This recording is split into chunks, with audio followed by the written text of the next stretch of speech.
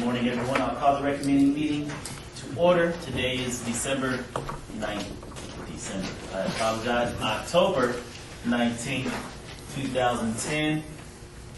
Are we in compliance with the open meeting law? Yes, we are.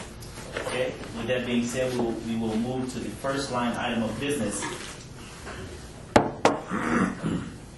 which is bills that are moved out of recommending meeting today will be eligible for adoption at the November 3rd City Council meeting.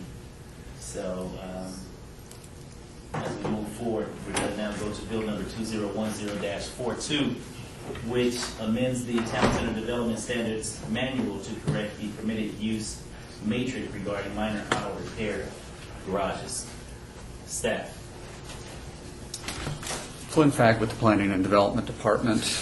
In a recent amendment to the Town Center Development Standards Manual, we mixed up the conditional use and special use permit requirements for auto repair garage minor. All we're doing with this text amendment is just putting them into the appropriate categories. So it should be a conditional use in the general commercial district and a special use permit in the service commercial district. Okay, so it's a cleanup item. It's a cleanup item, correct. Okay. Is there anyone here willing to speak on this item? So please come forward and state your name for the record. Seeing none, Councilman? Motion to approve. All in favor? Aye. So moved. Aye. So moved. Bill number 2010-43 amends the Downtown Centennial Plan to correct certain maps and revise the requirements for tree grates. That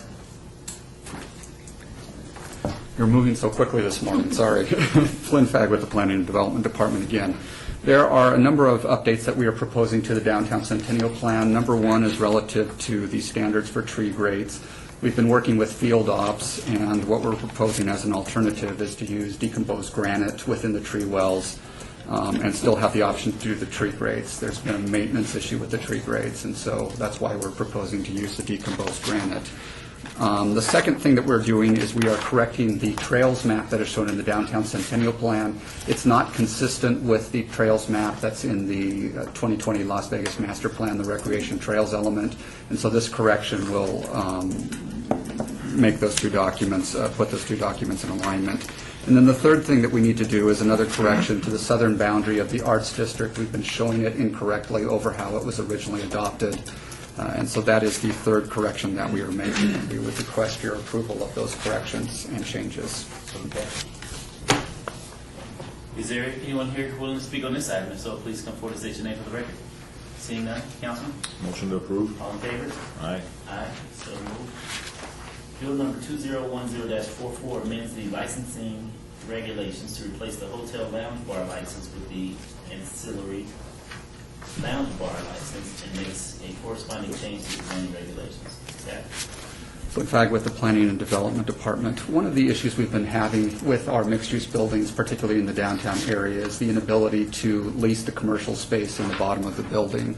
One of the requests that we've had is to make it possible to do some type of a lounge there. And so what we're proposing with this text amendment is to expand our existing hotel lounge bar category to include mixed-use buildings that have 150 units or more. In terms of the actual requirements, we would maintain the 400-foot separation distance requirement from protected uses, so that would stay the same. One of the things that we are doing, however, is reducing the seat count so that there is a maximum of 50 seats, so it keeps these uses compact. And again, those are the two major differences that we have over the existing hotel lounge bar category currently. And this would apply again to mixed-use developments with 150 units or more. Okay. Hearing that, is there anyone here wishing to speak on this item? So please come forward and state your name for the record. Seeing none, Councilman? Motion to approve. All in favor? Aye. Ayes have it.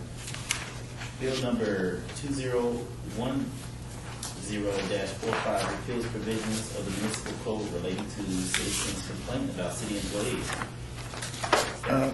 Thank you. There's I need to give a little background on this one. It's a little bit curious. We discovered that in our city code adopted in 1970 is a provision about how citizens who have a complaint about a city employee can have that complaint investigated and brought forward to the city council. As I said, that was adopted in 1970. It was a time when we didn't have the collective bargaining agreements that we have now. It was a time when we didn't have the personnel policies and procedures that we have now. It was a time when the city attorney was an elected official. And what that process requires is the city attorney does an investigation of this complaint, and then he brings it forward to the city council, and the city council decides whether to discipline this employee. As you might imagine, that conflicts with our current bargaining agreements, that conflicts with our personnel policies and procedures rules, and it involves the city attorney in a rather uncomfortable process that's inconsistent with him now being an employee of the city council, if you will, instead of an elected official. So in the 40 years that this provision has been on the books, I'm only aware of one case that has been brought, and that's currently pending. It will be brought to you eventually as a report having to do with the allocation of soccer fields. Somebody found the provision online, fired up the process. Mr. Jervig's been involved in this and has asked that this provision be repealed because it just doesn't make any sense anymore.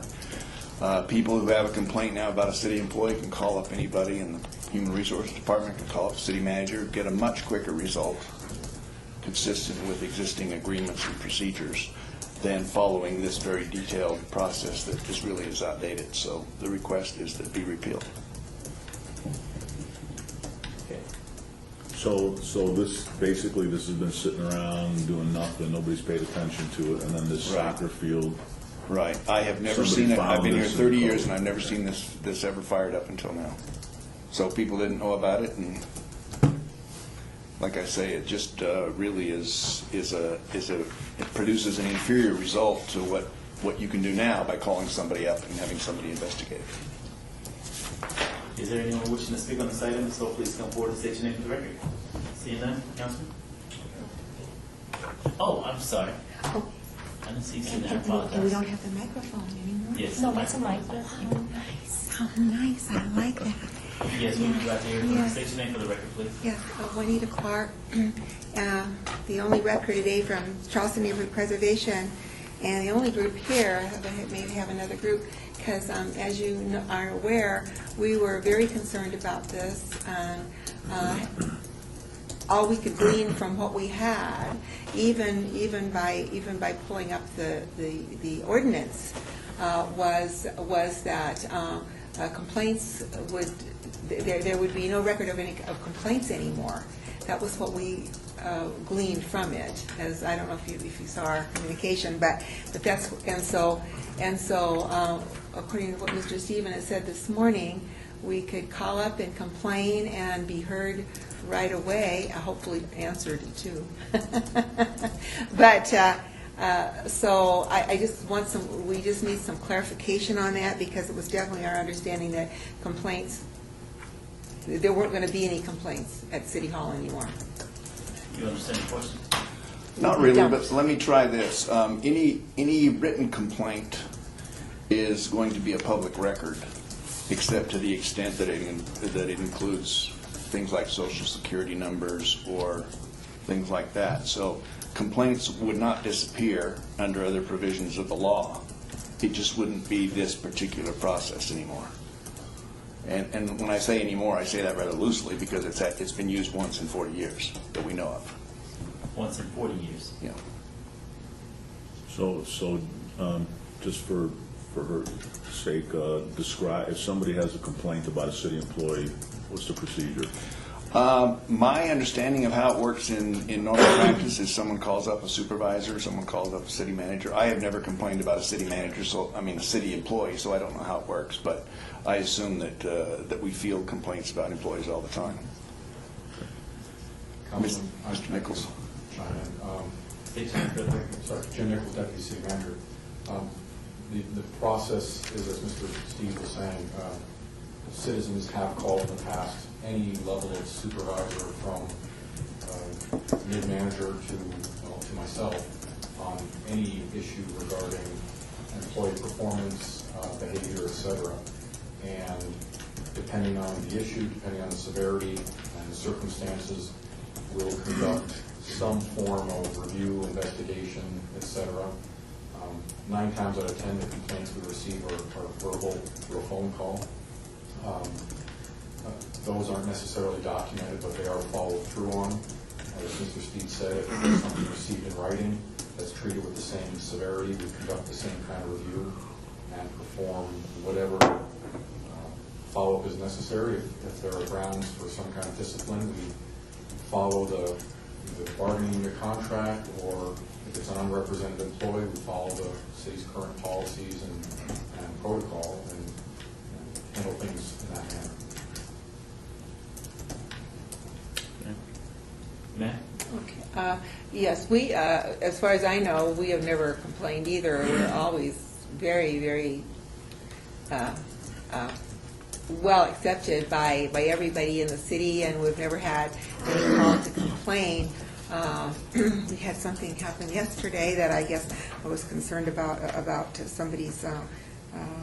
Anyway, I think she was upset with the way things have been handled in the office. I think she was not upset with us. But anyway, so according to the ordinance that's in the books now, there's a hearing and there was a hearing and things like that conducted, and I don't know if the complainant, or whatever you call them, had been involved or how that was handled. But I just thought that to me, this is a very serious and important thing that should be in place, and not that it would maybe ever be used. I should say it has rarely been used, but that there be some kind of a process. You know, if I would complain about you and call it maybe and complain to you about you, then who would ever know that? And as far as I know, it probably shouldn't ever be. I don't know, but is there a process then? Would you go write that down somewhere, or if I were to write something in or something, is there a process in place? There's a number of processes in place, and, Okay. but the reason there are a number is it depends on the various bargaining units and what their contract requires as far as how a complaint is followed through. Each of them is very unique and has a very strict set of rules as to how a complaint is addressed, the rights and obligations of the employee who has been complained about, and the steps the city must follow in compliance with that agreement to reach some form of resolution. Okay, so how many bargaining units are there? Is that There a are question? 4 bargaining units. Right, and that's for the employees of the city. Correct. For the represented employees. Okay, all right. And what about elected representatives? I'm just going to carry this on right out. Are you asking how many elected officials there are in the city? No. How do you handle a complaint? Yes, how you would handle a complaint about an elected official if there were. There's never be a reason. There's nothing in law, this provision never applied to elected officials. I guess your remedy is at the ballot box, or Yes. recall, Yeah. or the Attorney General, or the Ethics Commission, Yeah, something like that. Yeah. All right, I think that other related matters, what did that refer to? That goes into every ordinance, because every ordinance contains a repealer clause and a severability clause, and we're required to call out the general subject of an ordinance in the title, and so we always say another related matters to cover ourselves. Okay. I just think that having a plan like that would be an ounce of prevention is worth a pound of cure. Something like that could really be of I would say maybe volcanic proportions. But having it there seems like it's even kind of kept it down. Probably the fact that it was there would be helpful to have. So we appreciate that very much. Thank you. Yes, sir. Mr. Chairman, I also want to point out that I did survey other local jurisdictions using some search parameters. Didn't find anybody in our state that has a process like this. I found a couple of really old ones back east that were probably the model for something like this. The one that the search routinely turns up is law enforcement. Law enforcement units typically have a process for citizen complaints, and as you know, we have one here with our Citizen Review Board. So, but as far as a local government per se, unrelated to law enforcement, I just couldn't find a good example to justify. I mean, if the argument came up that, well, so-and-so has one, but I was not able to find one. There were a few older ones back east. Right. All right, appreciate that. Yes, ma'am. And we want to thank you. I trust that everything has been covered in here. I guess I have some, and that's all I have for this one. Thank you so very much. Is there anyone else wishing to speak? Seeing that? Councilman? Motion approved. All in favor? Aye. Ayes have it. Citizens' participation, public comments during this portion of the agenda must be limited to matters within the jurisdiction of the committee. No subject may be acted upon by the committee unless that subject is on the agenda. Anyone? Seeing that? Or- I'm You do? going to comment to Okay. that, yes. Yes, last Thursday or Friday, we sent a communication to the two council people that we thought might be here, and at this recommending committee. We labeled it redevelopment, and so we were wondering if that was the reason that we didn't receive a response back from and of course it was directed to Councilman Anthony as well as Councilman Wolfson and the attorney, and we didn't receive a response back. And was that because we had it titled as redevelopment rather than recommending, which is our error, or did you not receive our communication about this item 5? Did you- Item 45. Item 45. Yeah. Well, the one here we just discussed, 2010-45. Oh, Yeah. Did you receive a communication from us last That week? does not sound familiar. Okay, we thought we faxed it over. We did fax it over. I get your faxes on a regular basis, but I've never responded back to you. I didn't realize that was the case. Okay, well, we had just asked for we wanted some detailed interpretation. We couldn't figure out from the ordinance, from the old ordinance that was being, what's it called here? I guess it was being canceled or so repealed in its entirety. We couldn't understand from that either. So that was all. We were just looking for an explanation.